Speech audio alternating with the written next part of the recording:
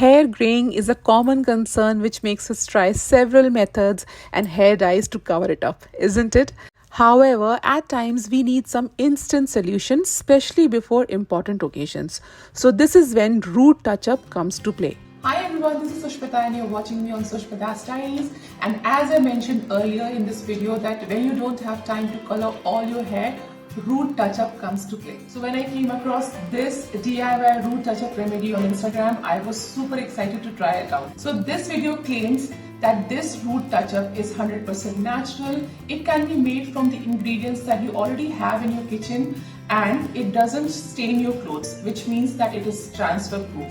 It is also waterproof and it fixes the grey hair instant. So let us together try preparing it and see if it really works. True, but before that, please make sure that you subscribe to my channel and also follow me on Instagram for more such videos. Alright guys, so I'm going to follow the process step by step. So first thing that we need is some natural cotton, which is generally used for puja purposes like making the diya, etc.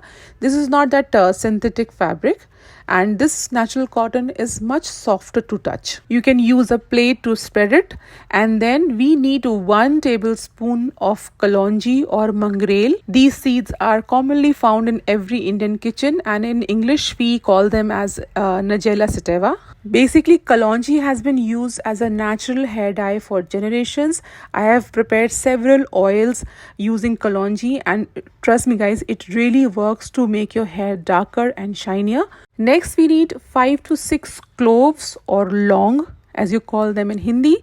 The original recipe here, it requires some camphor or kapoor as well. But instead of the laboratory made synthetic kapoor, I'm going to use the naturally sourced Bhimseni kapoor rather. By the way guys, all the ingredients that I'm going to be using in this video are linked down in the description box just in case if you wish to buy them. Now we have to fold the cotton like a dumpling. We will also need an old diya or a small bowl to burn this cotton into. Here I'm using this old pital ka diya. You can also use a regular earthen or mitti ka diya. So fold the potli so that it appears like this. Next I'm going to add some sesame oil. The original recipe says that you can use sesame or coconut oil. However, here I have chosen sesame oil. So you need to fill this diya up properly so that it burns for a few hours.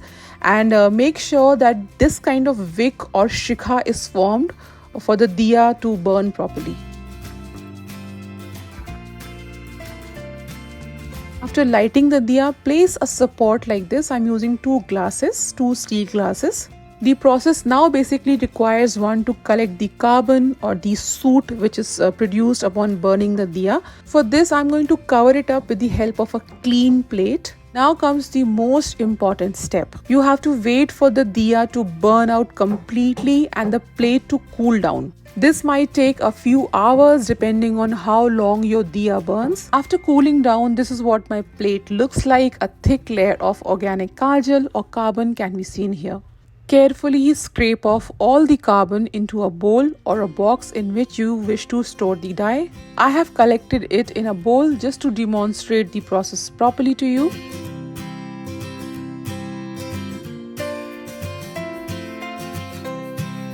Let's quickly do a transfer test using a tissue. At this moment, it slightly transfers, as you can probably see. Let us see how it performs once the dye is finally made. Now guys, as a final step, add just a few drops of your favorite oil, be it castor oil, almond oil, olive or coconut oil. Here I'm using castor oil just because it is a little thicker in consistency and it will be able to hold the dye better. You just need to use it very moderately. Please do not make the dye too runny. Now to test if this dye is waterproof or not, I'm going to run it under water. And as you can see, it did not get washed off in the water and still looks very shiny.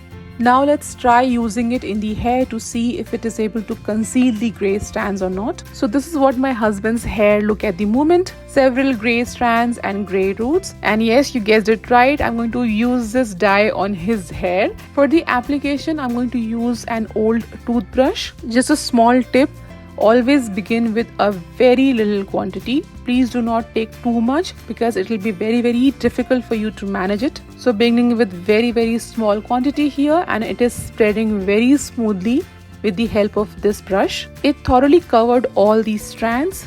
Let me also apply it on the other side of the head. Once it is properly applied, I'm going to use a thin bristle comb to spread it evenly across all the hair strands. And guys, it did really concealed all the gray hair, making it appear darker and shinier. Now let's do the final transfer test, which is very crucial. So here I'm going to rub a clean tissue on his hair. Well, it is still transferring and staining the tissue. I'm not sure how will it fare during hot summer days when the hair gets really sweaty. It can pretty well stain your lighter color clothes as well. So guys, as you saw that I followed the process step by step, and my final verdict would be that yes, it is 100% natural. It can be prepared from all the ingredients that you already have in your kitchen, but it is not transfer proof. There are high chances that you will end up staining your lighter color clothes. So guys, this is all for today's video. Please don't forget to follow me on Instagram, and also if you like this video, subscribe to my channel.